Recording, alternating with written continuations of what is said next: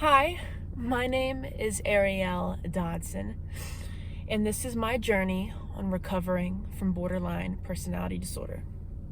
Now, today I wanted to talk a little bit about attachment styles. Now, there are three different types of attachment styles. There is the secure attachment style, and there is the anxious and the avoidant attachment styles. Now let's talk a little bit about what each three of those are. The secure attachment style usually is, two people who can give the same amount of love, they can give and receive the same amount of love. However, the anxious attachment style is usually very needy, very clingy. They usually experienced childhood abandonment. The avoidant attachment style has usually been hurt. Their trust has been broken before. And they are scared to get close to people. And that's why it's called the avoidant. Now, this is just my experience on what it's like to be an anxious attachment style that is stuck in a trap with an avoidant attachment style. I don't know too much about a secure attachment style because obviously I have borderline personality disorder. Maybe one day I will. I hope I'll get there. But I'm not a doctor. I'm only 21, but I do have some experience in what it means to be an anxious attachment style. Yes, now if you have guessed, I am an anxious attachment style. Or I have an anxious attachment style. Now,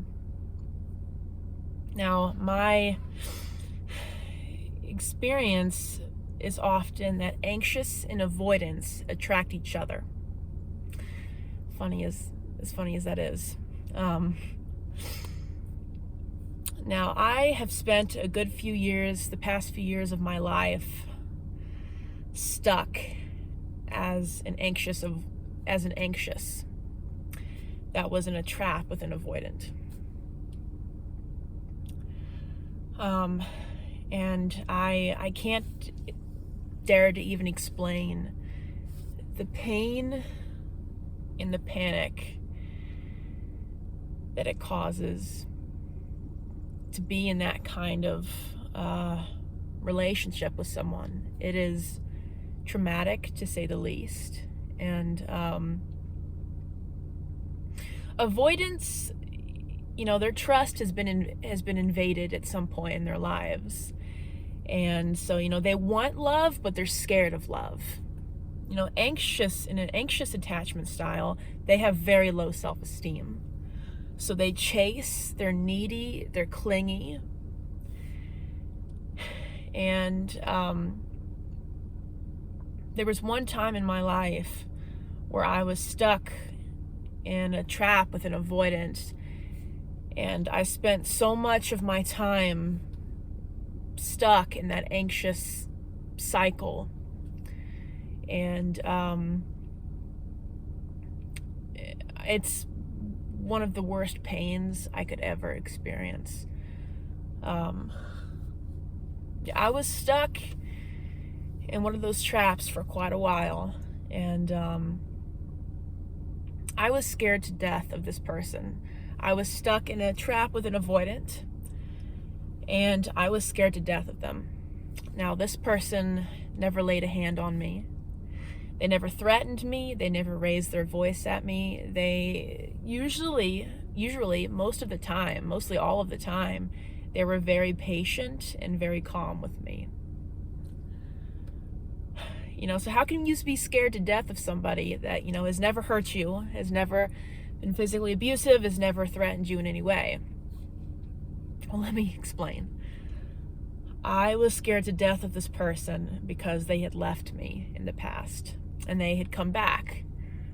But this, me as an anxious, that was caused by an abandonment wound in my childhood, Growing up, I felt abandoned by my father and my father's family. And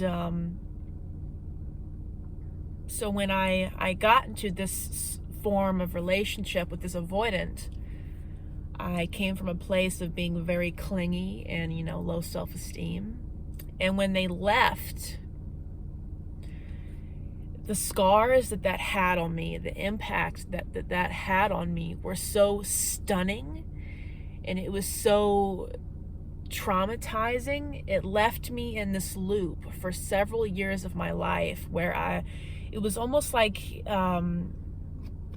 it's hard to admit, but it was almost like an obsession, because after that first time that person left me, the scars that it left on me were so intense that I had to, keep a hold on this person for several years after this, because I was so scared of it happening again. What I was really truly scared of was I was scared of their avoidant energy. Their avoidant energy was like death to me. And I spent so many years of my life just trying to avoid abandonment from this person. And that a lot of that stems from borderline personality disorder. We go to the greatest lengths to avoid abandonment, and that includes destroying your own life. I was stuck in this cycle for so many years of my life, and I'm only 21. How can you be scared of somebody that has never laid a hand on you and that has been nothing but usually very patient with you? And the answer is, I was scared to death of them leaving again. There were times where I wouldn't message this person for months, for weeks, because messaging that person meant that they may or may not respond. They may or may not respond in the way that I want. They may or may not respond at all. And I spent so much of my time just hoping and praying that this person would come around. And they never did. And, as I got older and I've seen a few different people over the years, and I've been hurt myself, like I just said. And there were times where I had met somebody, but I could only give them a certain part of me and a certain part of my life, think of, what this person wanted from me was a whole hand, but I could only give them like 2 fingers, And that is what happened with me and the avoidant. The avoidant only could give me, 1 or 2 fingers, and I wanted the whole hand. And I spent years of my life waiting and hoping and praying for the whole hand, but I never got it. And that's okay. You know why that's okay? Because a lot of the time, it has nothing to do with you. It has to do with what that person is looking for, and it has to do with circumstances in that person's life at that very moment. There have been times where somebody had wanted something from me, but I couldn't give it to them within the circumstances that I had in my life. But that changes. 3 months later, I would have been able to give it to them, but they were so pushy and so clingy about wanting that whole hand that I never spoke to them again. And that's what an anxious does. They push. They're so clingy that they push people away. And, it becomes a self-fulfilling prophecy. And that's why it's such a trap when an anxious and an avoidant get into some form of a relationship with each other. And, when you refuse to accept that a relationship has ended, or when you refuse to accept that a person can't give you what you want, that is an entire invasion of privacy of that other person.